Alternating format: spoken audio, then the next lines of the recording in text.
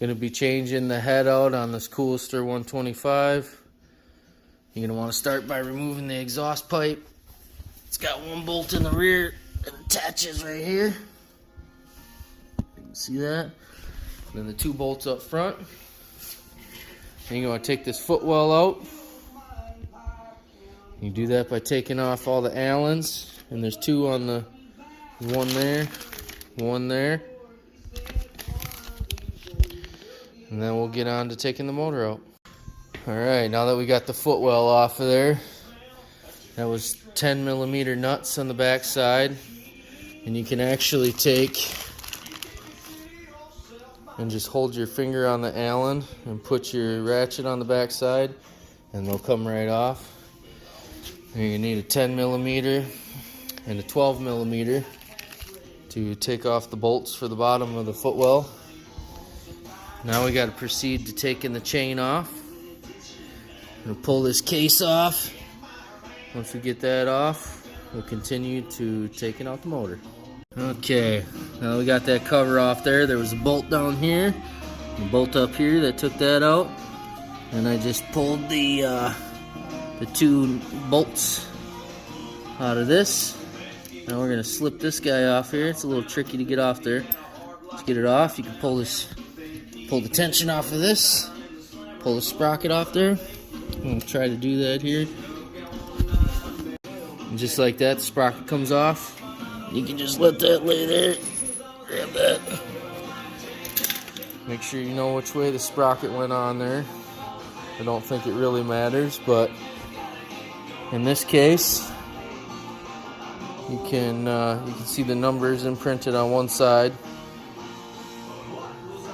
Assuming that means something. So let's proceed to taking the motor out. Alright, so we gotta disconnect the wires. There is a zip tie that comes off of there. There's these two plugs that lead to this. Need to be unplugged. Then we gotta figure out how to unplug the starter. And we also need to disconnect the ground. Then we will move forward from there. And then this wire is gonna lead over to the starter, which will be wedged on those. And that's going to go right to the positive. Most likely be taped. Alright, next we got to remove this bolt. And that bolt. And that's going to be held on by locking nuts on each side. Okay, so I got the motor out of there. Went ahead and took the bolt. Took the bolt right out of here. And then there's another bolt that goes right in there. And it's a 10mm head with a 12mm nut.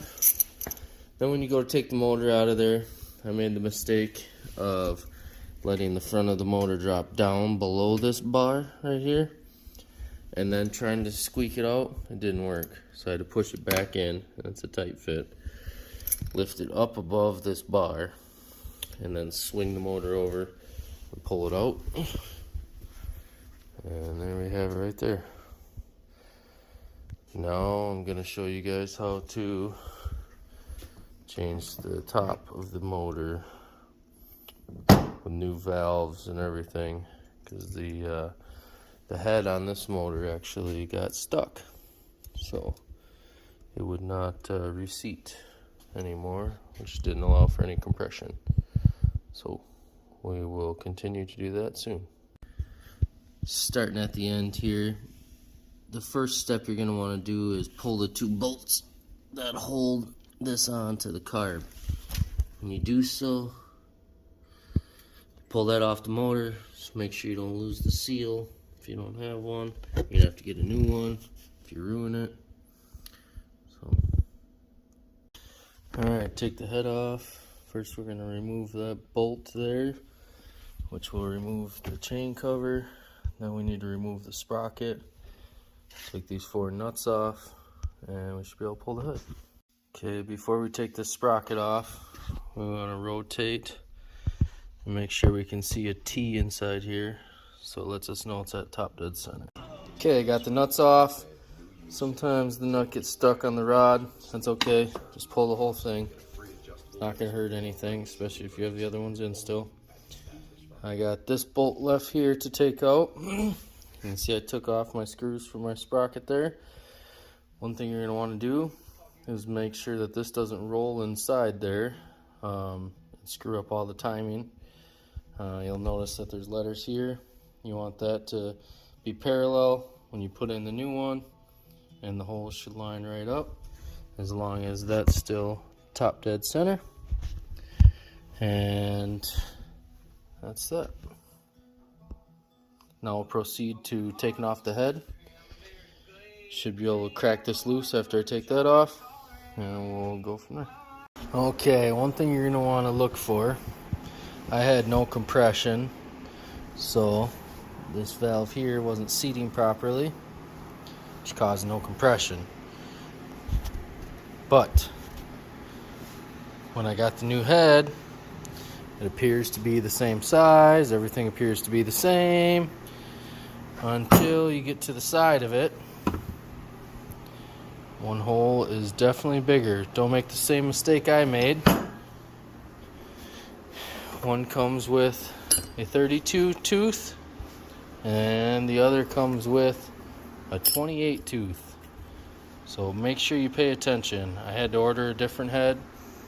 I got that in now.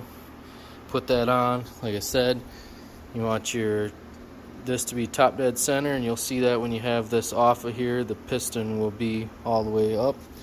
And then if you peek in here, there's a little notch right, let's see if I can get it to focus. There's a little notch, you'll see it, it's right there. So when you're putting this all back together, and this is at top dead center, and you want this here to be installed and lined up with that notch. Now if it is not, your timing will be off. I had to change the sprocket because the old sprocket has 3 bolt pattern and the new one is a 2 bolt pattern. So now I got that back together, I'm gonna put it all back in and see if she runs.